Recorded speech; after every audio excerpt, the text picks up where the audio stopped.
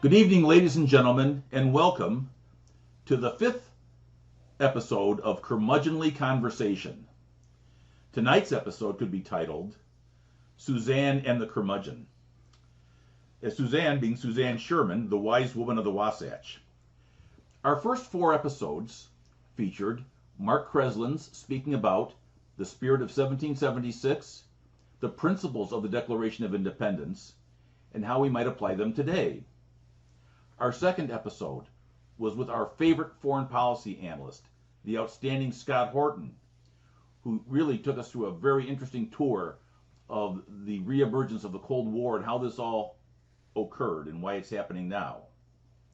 Our third episode was with public policy hooligan extraordinaire, TSA gauntlet runner extraordinaire, Jim Bovard, the author of 10 books, the writer for USA Today, who has done such marvelous work in so many areas, including keeping us informed on the status of Attorney General Barr and his activities during the Ruby Ridge tragedy and atrocity.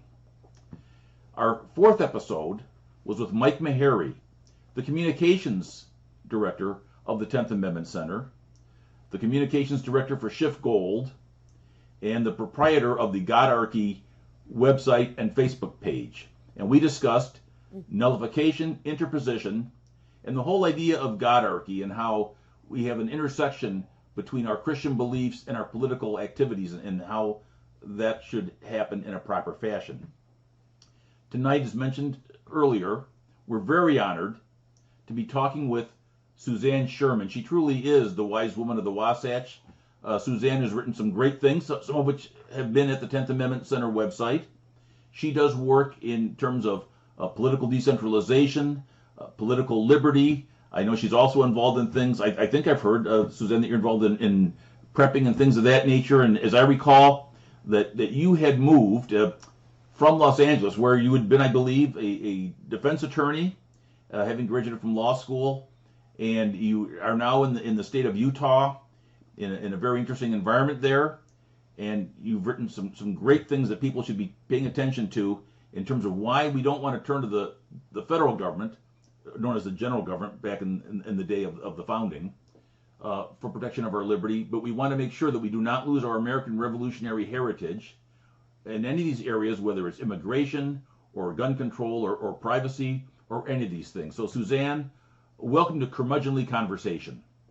Well, I am absolutely delighted to be here, and just judging by the other guests you've had in the first four episodes, it is indeed an honor to be put in such amazing company. So thank you very much. Well, you're welcome. We saved the best for last, or for fifth. Okay, so well, Suzanne, again, as we were chatting about earlier, a couple of things that you've written really resonated with me. All the things you do resonate, but these two in particular, I think, are interesting because they regard two hot button issues today: gun control and immigration. And in both of these, one of the articles in particular, the one about the Trojan horse of national concealed carry reciprocity, I believe that was you and our friend Carl Jones from Alabama that wrote about that. Correct. Right. Of course, Carl, boy, he's a dynamo, and he's very knowledgeable on these things. And so the two of you put together a masterpiece, and also your work on the constitutional solution to the immigration problem. And I thought that those two in particular, I would like to discuss and pick the one that you would like to start with, and you could perhaps tell us why you wrote that and the thoughts that you wanted to convey to people and why these things are so important. I think the thing to remember is when you go back to what the constitutional solutions are, what the Constitution as ratified as opposed to as interpreted call for, you're going to come up with two completely different answers. And for instance, when I go on local radio stations, conservative radio stations out here in Salt Lake City area, Utah, and the host is saying, well, according to the Constitution, we have a right to close our borders. And I try to remind him, no, there's absolutely no area in the Constitution that delegates specifically immigration to the general government. What we have in Article 1, Section 8, Clause 4 is a uniform system of naturalization. But now we have a system whereby we absolutely, of necessity, are finding ourselves in a position of having to close this border unless you're an open borders, the open borders mindset. But I try and stick to what is the law that we have here. And now, again, because of practicality, we find ourselves having to do something that is in direct contravention to the Constitution as ratified. So how do you explain to somebody that what we need to do right now is unconstitutional and by definition unlawful? And the answer there is, I have to quote Don Livingston for saying the two Americas. I say, which America are you talking about? Are we talking about the America up until 1861, where we had sovereign and independent states, where the states retained most of the powers, not delegated? Or are we talking about the post-Lincolnian, Hamiltonian America, the first being the Jeffersonian America? And if you go by the America that we had after the the war against Southern independence, then of course you have to say that the national government has an obligation to defend its borders. But again, if you want to go to the constitutional solutions, that was really an issue that, because never delegated to the general government, must remain with the states. Right. Well, and that's very interesting when you bring that up, because, of course, during the ratification processes in the 13 independent states, and they had the anti-federalist papers, and the federalist papers came out in response. But there seemed to be general agreement, I think, even Hamilton, famously, that if something was done by the general government that wasn't authorized, it wasn't law, it was null and void, it was fiat, it was null and void, it was of no effect. And so we do have a kind of an interesting situation here, where you say, well, if they're going by the law, they put their hand in the Bible, they took an oath. If they took the oath that they're serious about it, we got a whole lot of lawbreakers, many of whom are in areas that they would consider to be law enforcement. And each usurpation of power led to another one eventually. I think, was it St. George Tucker that wrote the first systematic analysis of the Constitution? Yes. And he said taking undelegated authority is a usurpation of power. And I believe he said a usurpation of power is a treason against the sovereignty of the people. So, again, what are we to make of that? And I know this, as you pointed out, this is a very interesting topic.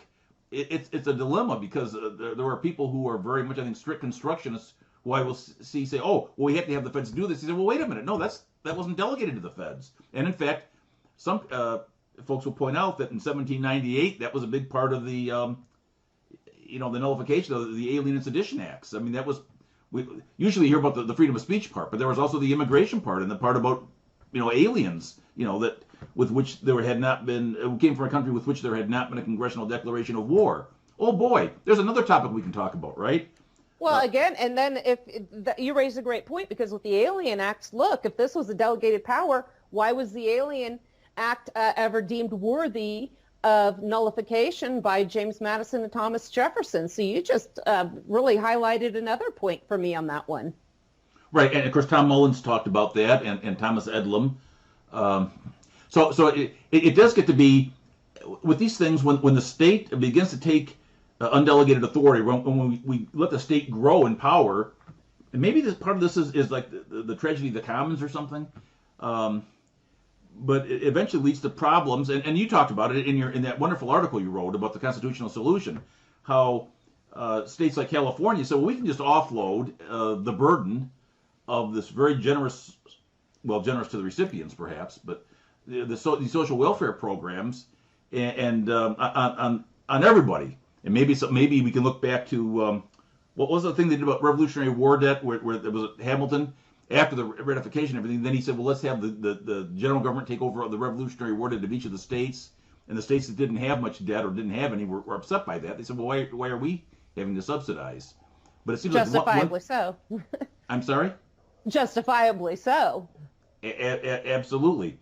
So one thing seems to lead to another here. So I've wondered, are there some more market-based solutions to this? I mean, might we even say, gee, if you have government doing this, providing this service or this service or function in a monopoly fashion, is that a form of socialism? Does it bring to mind what Bastiat said? You know, just because we say government shouldn't do something, the socialists say we don't want it done at all. And I know in this particular case that we're talking about the immigration thing and the border, it's a real thicket. I mean, it's you know, so there's a lot to consider there, and it's a difficult thing to get a good answer to. And there are many people who say, well, wait a minute, you know, we can't just have people coming in and getting the welfare, and then others say, well, then it's the welfare state is the issue. And then some say, yeah, but they can't get welfare for 5 years. And they say, well, but there are indirect costs. And then you say, well, it seems like what we're doing is we're instituting the Socialist Labor Party platform, and the thing that Cesar Chavez in California fought for when they beat up all the Mexicans that were trying to come across, because he said, well, he wanted to jack up the wage rates for the Mexicans that were already here, that were working in the fields, you know, and the farmers were. So it's a real mess, to quote that movie.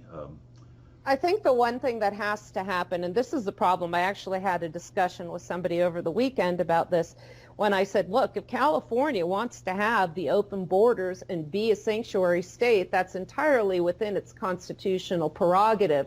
The problem is these people are led here because the national government is enticing them. Go to any Social Security office and you're going to see all over the walls in a multitude of languages how they can come here by any means and file to collect benefits from the national government. And these benefits follow these people wherever they go. So they can cross a border that's porous like California, stay there as long as they want. If they decide to leave, they can go to another state that might want, where the population might want secured borders, and collect the very same benefits offered by the government that entice them to cross into California in the first place. So I said, look, if California wants to do this, we need to stop the federal welfare to anybody. I think everybody, forget citizens, non-citizens, legal, illegal, stop it. Just knock it off. Now, California is going to be faced with the responsibility fiscally to support the people that it has enticed to come in addition with the general government. So they're going to have to pay for their decisions, much like a teenager who spends all his money on having a great time then needs to run to mom and dad for car insurance. So California, when I discuss this with somebody from California, I know Marcus Ruiz Evans, he'd be a great guest on here from Yes California, part of the Cal Exit movement, said, well, California sends so much money to the federal government, they should just secede. And I said, fantastic. Let them secede. And then my discussion partner had said, well, do you propose checkpoints across every state border? And I said, absolutely not. Without benefits that will follow them across this continental landmass, they're going to stay in the states that wish to support them. That's how we're going to get it. But absent any kind of cessation of federal benefits, federal welfare, none of this is going to change, and it's going to be a point of contention forever until there's some sort of significant event, be it collapse or war, or whatever. Is the idea of peaceful political divorce and secessionism, the states breaking apart, because again, you talk about two Americas, and of course, you know, our friend Mark Kreslins talks about this, right? You look at some of the red states and the blue states, and then you get some purple states. Maybe Michigan's one of those. But then you look at that. This clearly is not one nation. It wasn't designed to be one nation. You have a whole bunch of nations within a union. Is it time to rethink the American Union for the 21st century? Is that great book? Great book. Yeah. I think absolutely. And the biggest problem we face right now is the lies that have been foisted upon us by the government, who again caused this one united state after the war against Southern independence.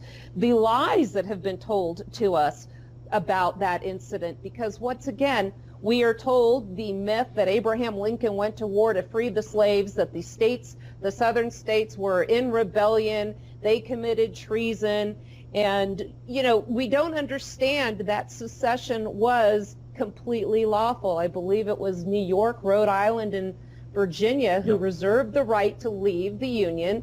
They were uncomfortable. Patrick Henry smelled a rat, so they were granted further assurances that, hey, if this doesn't work out, you can leave. Well, look what happened when they tried to leave. And I never bought into this. There was a time I thought Lincoln was the greatest president ever because he saved the Union. That was a result of my government indoctrination. And that wasn't from any external reading. This is the default, the mindset of the American people. I don't care if you go to public schools, private schools. This is even the homeschooling curriculum. If you buy this stuff, you have to do your own independent research. And you mentioned Carl Jones earlier. He appealed to me as an attorney when I was having my debate with him because I knew everything. And he said, let me ask you this. If the South, if the CSA was wrong, why was Jefferson Davis never put on trial? Now he's appealing to my defense lawyer instincts, and he said because had they done their research, they knew that the defense attorneys would go back to the ratification debates and prove that secession was legal. Jefferson Davis did nothing wrong. Treason is defined as war against the states. If the states never left, as Lincoln said, and were merely in rebellion, who committed treason, Jefferson Davis or Abraham Lincoln? Right. Yes. Well, and anyway, the other thing that's interesting is some people have pointed out Tom DiLorenzo, among others. There were several episodes where states were considering secession, and even in Jefferson's first inaugural address, he discussed the possibility that, you know, maybe the northeastern states were going to secede. And he said, well, maybe we're better off to have several republics, or, you know, on the continent instead of just one. And of course, if you read the Declaration of Independence and what that was all about, if we agree with those principles, of course that was right. And unfortunately, boy, the misinformation and the indoctrination is so strong. And I think you can also point to the Pledge of Allegiance. Absolutely, absolutely. In fact, a friend of mine wrote an article about that Bellamy's Pledge. It was in the Abbeville Institute. James Rutledge Rush, I'm sure you're familiar with him. Well, yeah, and yeah. I love his opening line where he said if George Washington had heard the pledge, he would have drawn his sword. He wouldn't have put his hand on his heart. And this is the problem. This is where the indoctrination starts. I see parents, we see them on social media, you know, bragging how their kids are in kindergarten, have memorized the Pledge of Allegiance. And when I spoke at the Sons of Confederate Veterans Center Education Day, Brian McClanahan was there as well. You know, I indicated that this is just a means by which, because there were a lot of veterans there, that this was a dicey issue for them. I said, what you got to understand is this sets the stage for when they go on to eventually discuss what they refer to as the Civil War. These kids have a preconceived notion planted in their brain that clearly the South was wrong for leaving one nation indivisible. Very clever how this was done. You know, I say that we're living under a trifecta of evil that is keeping us ignorant and under the thumb of this illegitimate form of government, and that is not only the government itself, but the education industry and the entertainment industry as well. And this also, as far as education is concerned, the problem with lawyers and the Constitution. Don Livingston personally asked me to write an article for the Abbeville Institute about what I shared with him over dinner when we were in Dallas with Mark Kreslins was there as well.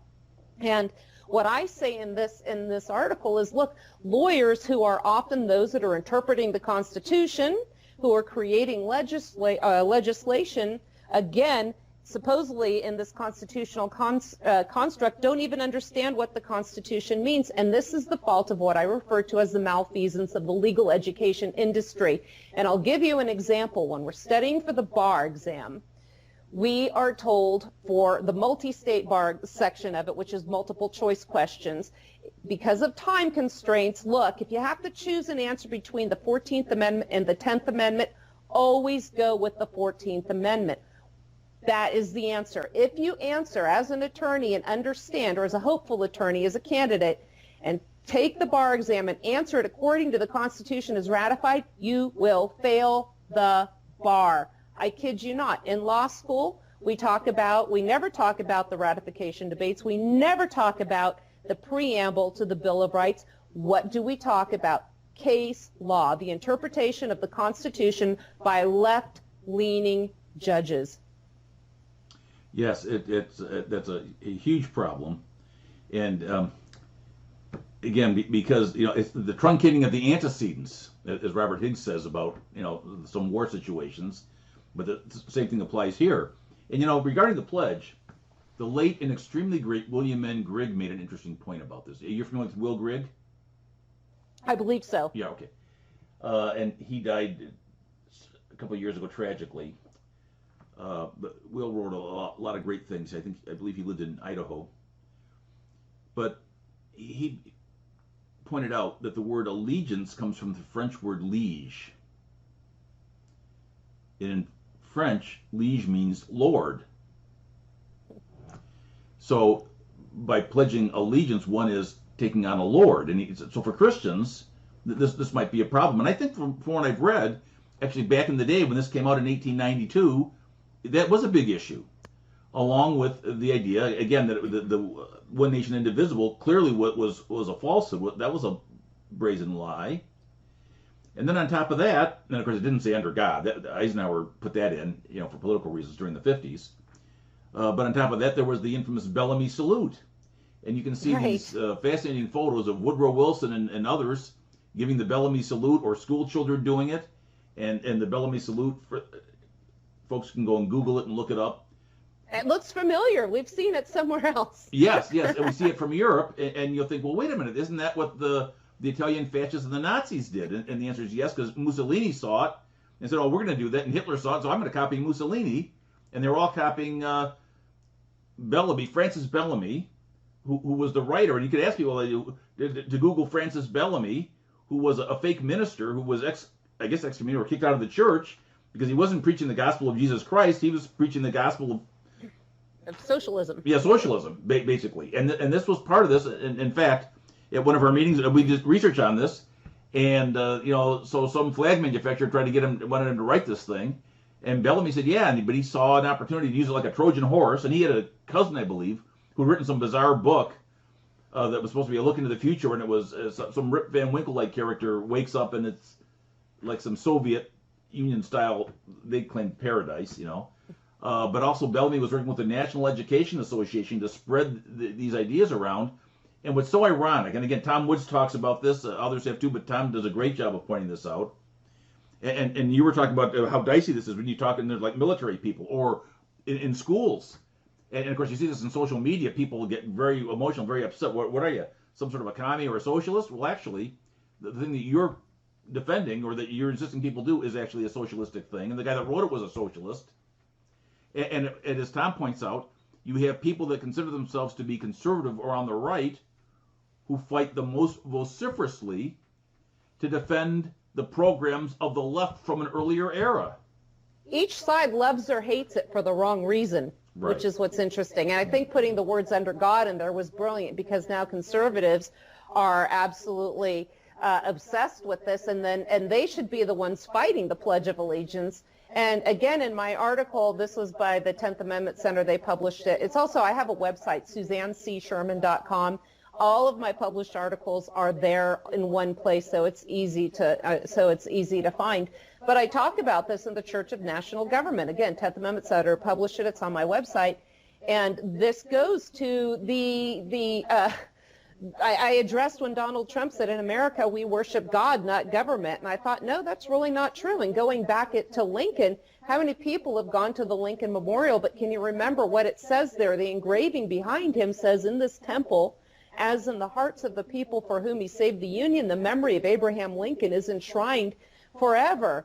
And look at the words here. We have temple. This is a place of public worship, a large, imposing one. Look at the architecture. Clearly, that's large and imposing. And this was not a god. This was a man. This was a man that absolutely dismantled this, this republic of republics, sovereign and independent states, and made this one united state. Try and find an issue that we're dealing with in current events right now that is not directly caused by what happened in the complete and total inversion of our federal system. It was a counter-revolution against the Jeffersonian Federal Union. Yep. So no, it's great, and they have Roman fasces there too. So the state religion now is the state, and in your article on the Church of National Government, I think did a great job on that, pointing that out, and it has many pernicious effects. As you say, boy, economically, and right now people think, you see these debates, oh, look how great the economy is, and you got to, and we're fighting socialism because President Trump said we're not socialist and we never will be. What? Yeah. So, and if somebody said, what do you mean? Well, we have monetary socialism. We have, well, I call it BS, border socialism, but, so many, a command and control economy that he's trying to do, but and not just, this is going on for a very long time. So whether you call it socialism or, as Robert Hicks calls it, participatory fascism, it's not what people claim it is today. It's not a free market system by any stretch of the imagination. And we have the Holocaust of the unborn, the babies.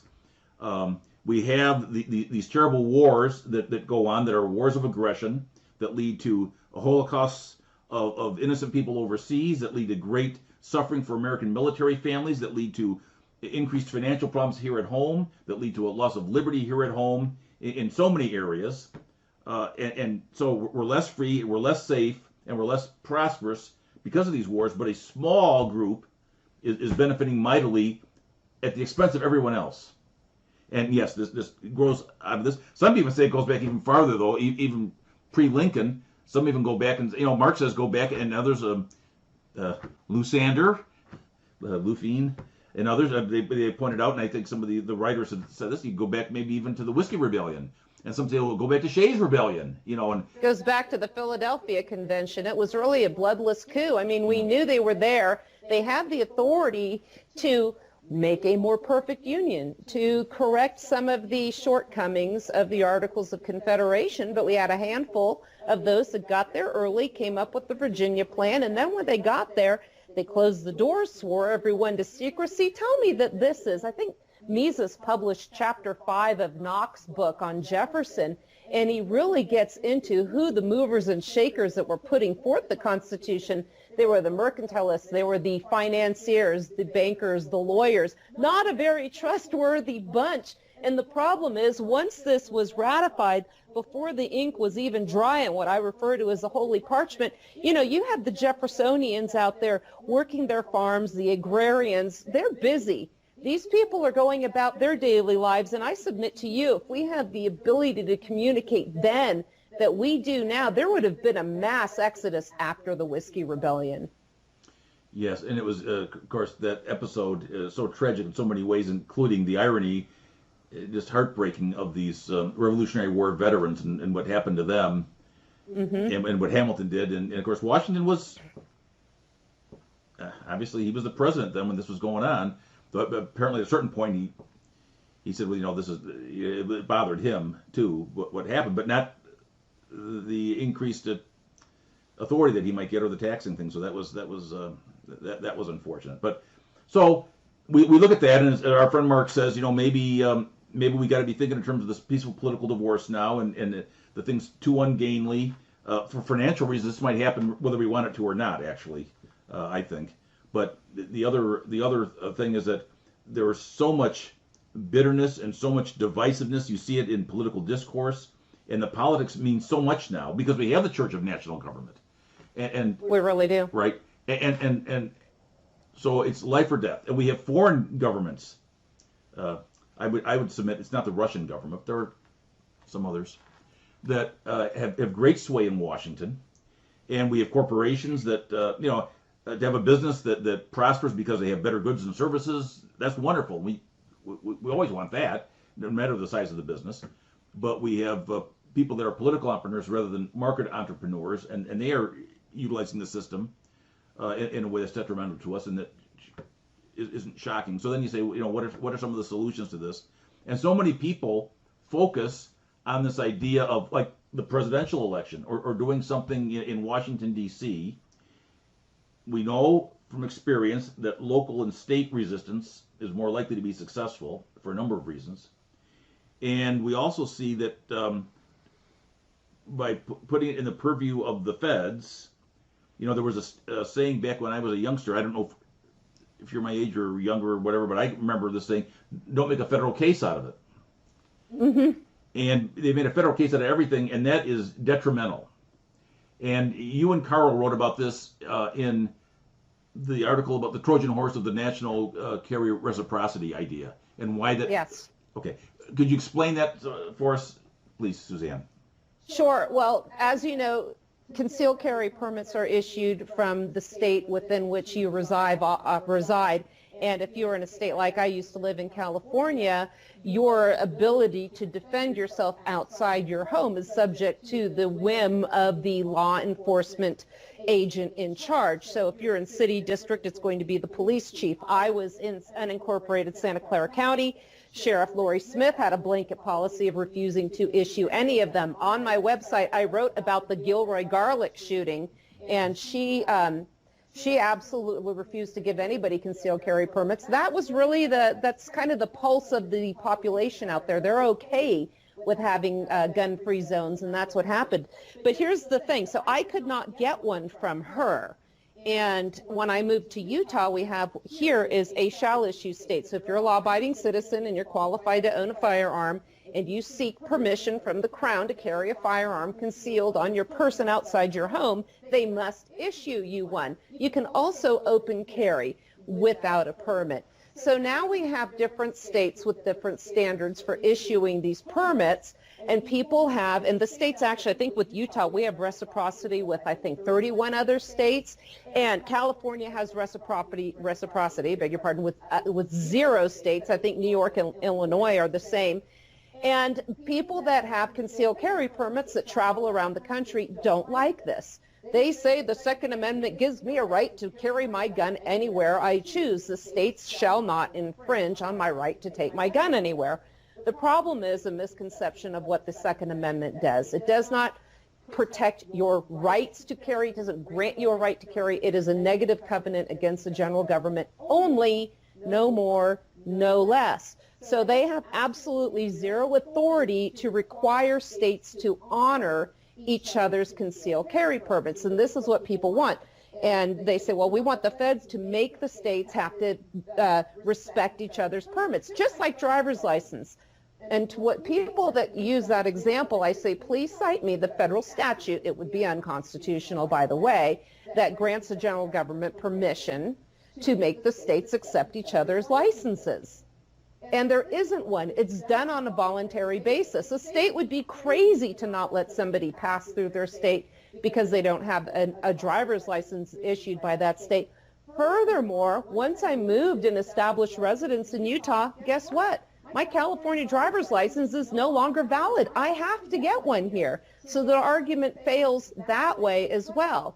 They also like to say, well, the full faith and credit clause also means that they have to accept the licenses. And again, that's a misinterpretation of what the full faith and credit clause was intended to do. It was just supposed to make certain judgments enforceable across state lines. It goes back to the Articles of Confederation, I believe. So you really don't have a means by which the general government has a means to force this. And the downside of this is going to be because of the different standards of issuance I mentioned earlier. California is not going to want people like me coming into their state. I have Utah has a half-day, no live fire courses, different standards of training, and they're going to say, we don't want this. So we're going to go to the Supreme Court, and this is something else going back to my law school education as we're reading the case law.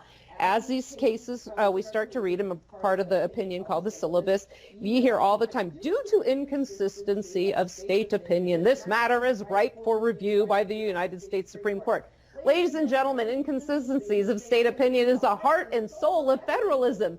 That's the point, but they cannot resist. They cannot pass the temptation to see this and grab this power for themselves. So once this is challenged, and I've heard other radio announcers who think this is a good idea say, well, the Supreme Court will iron all the differences out. Why in the world do we want something like this? I will tell you right now, if we get the black robe messiahs deciding what the standards for state law, for state issuance is going to be, expect across this continental landmass, requirements more like those of California than, say, Utah, Arizona, Wyoming, Texas, and so on. Expect restrictions on magazines. Expect, like California has, to register and qualify on every firearm that you want to carry concealed. We don't have that in Utah. Expect it, by the way, and if you have a gun that you're carrying that you didn't register, you're a criminal. Did you commit a criminal act? No, other than by legislative fiat. So this is a huge Trojan horse, hence the name of this. This is going to ensnare otherwise law-abiding citizens because they haven't jumped through all the standards by which the Supreme Court has said this is why this is going to make this system work. It's a very dangerous proposition. Now combine that with the tone that we have with the red flag laws and everything else. Kamala Harris, who is a serious presidential candidate, has said that she's going to act outside of Congress within 100 days. And imagine if national reciprocity had passed. Imagine if Kamala Harris was elected president of the United States. Don't you think one of the first things she would do by executive order is rescind every nationally forced concealed carry permit? Of course. And so you don't want to give no one should have that power. But unfortunately, so few people see that, as you point out. By the way, the key point here is that the difference in state approaches to this, as you said, that inconsistency that the court called it, that's the basis of American federalism. These people that want to have one size fits all, that's un-American from the standpoint of what was established and ratified in the Constitution and what they stood for back in that day, and by going in that direction of making it one size fits all is very dangerous for the reasons you pointed out. What do you think about President Trump's statements on this topic? I mean, he's done and said some very troubling things, but other people say, oh no, he's a great defender of the Second Amendment, but I don't know. What do you think about that? He doesn't even know what it means. Right. I mean, as a candidate, he said, I support the Second Amendment. We need to enforce the laws we already have. Well, you just said you supported the Second Amendment, so what you should be doing is doing your best to repeal the laws we already have. Trump doesn't even know what he's talking about. And this is the problem. And then he says, well, what did he say to Dianne Feinstein? I'd entertain the notion of an assault weapons ban. Wait a minute, you're Mr. I support the Second Amendment guy, aren't you? Bump stock bans, here we go. This is a guy that wants to be liked by everyone. He wants to be the problem solver. And people say he was a businessman. He can solve our problems. Well, solving our problems is not the constitutional role of the President of the United States. If the President of the United States went along with your Article 2 responsibilities, it would be perfectly fine if the majority of American citizens couldn't even name the President of the United States. But he's been elevated to the label of the leader of the free world. How did we how did we get there? Well, that's a great question. How we got there, and it probably just incrementally over time through the entertainment and education and indoctrination. I say education, but schooling, indoctrination, and the politicians. And I think this is something that the anti-federalists, who of course weren't really anti-federalists, they were anti-consolidation. They were the Federalists. Yeah, they were really the Federalists, right? But I think this is one of the warnings they had, and we can learn from that. And again, this goes back to the stuff that Mark's talking about and others about why we need to have the political divorce, because the principles have been forgotten, and over time, it's like the telephone game, where kids would sit around in a circle, and you start a statement from here, and by the time it gets all the way around to here, it's totally different. And you can think of it in terms of the passage of time as well, I think, in this situation, and by design.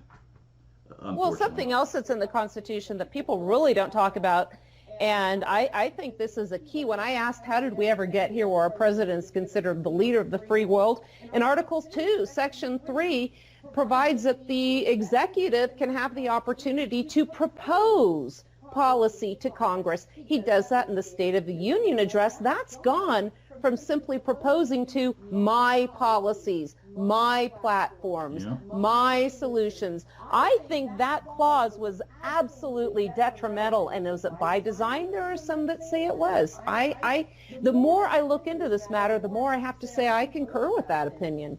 And it may be that maybe there's some human nature of wanting to look for the leader, for the strong leader. That seems to be very prevalent among, among many people I know in the Republican Party, many people I know they're in the Democratic Party, and they just see it in terms of there's the president, there was our guy, we got our guy in there before they had their guy, and you try to point out the vast similarities in policy, and they don't want to hear it. And then talk about personal responsibility. They will say the slogans, they will say some of the words that we would agree with, but then when it comes down to it, they don't follow through, and they don't really believe that, and they put political party first, political power first, adoration of the leader first, and so we have a dear leader syndrome. And that's been going on for a very long time. So it's not like it's new, but it keeps getting worse and worse, and so we have a real serious problem there. I wrote a blog a couple weeks ago about red flag laws and thought control, and I tie in what Donald Trump has said with regards to the red flag laws, how we're going to be looking at social media to determine in advance who is likely to commit these crimes. I just gave you an example in California of domestic violence. Also, misdemeanor domestic violence at a state level is now a federal disqualification for owning firearms. That's the Lautenberg Amendment. So again, we see the feds that have completely thrown off all vestiges of constitutional restraints. But I go into this again in the red flag laws. It's the red flag laws and thought control. It's a blog on my website. Well, that's great. And again, folks, Suzanne, you've been very generous with your time and your information. It's SuzanneCSherman.com. Yes, thank you. You're SuzanneCSherman.com. You can also find Suzanne on Facebook. She's written at the 10th Amendment Center. They published her things. She's a wonderful writer. She's a wealth of knowledge. I'm hoping that we can do this again sometime. I'd love to. In fact, I'd like to also encourage your your listeners to check out my radio show, the Wasatch Report. It's on the Cerberus Radio Network. And I'd like to talk with you about maybe getting your episodes on our radio co-loop and playing them on our network as well. Oh, that sounds delightful. And John Irvine, the great recording master extraordinaire, was nodding his head and smiling. He likes that idea. I love it. Okay, we will make it happen. I'm so glad that we had the opportunity to do this. I'm so grateful that you were forgiving with my crazy time schedule over the summer. Oh, no, I know. There are a lot of things going on, and we appreciate everything that you do. Onward and upward, and we'll do this again, and we will continue our collaboration in the defense of liberty. Thank you very much, Suzanne. Thank you so much. You're welcome. Bye-bye.